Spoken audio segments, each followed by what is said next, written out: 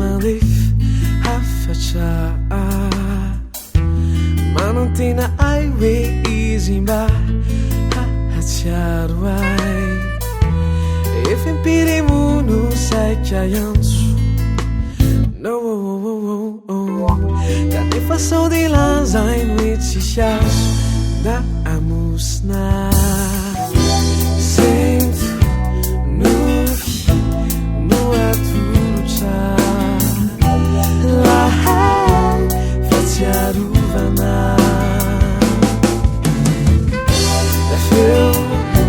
da endrika ny fitsikinao no miotina atoandoako azy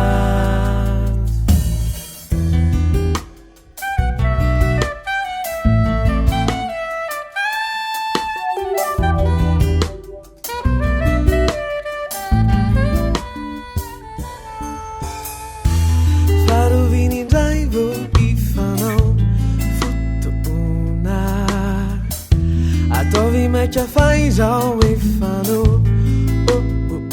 na e fampitatana e fampisar ireu tantara gaveti fisal de me chamar de me não soltara sento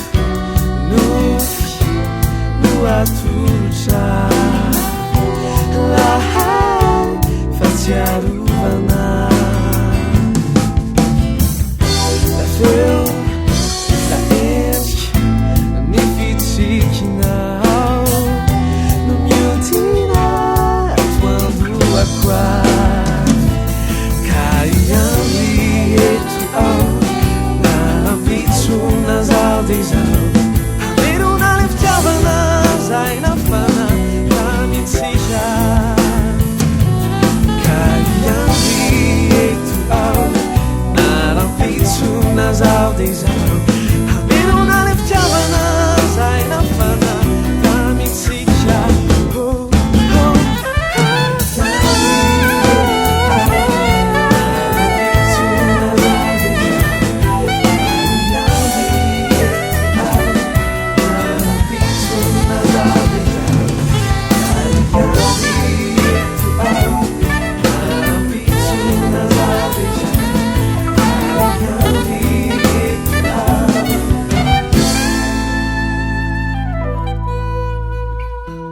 sento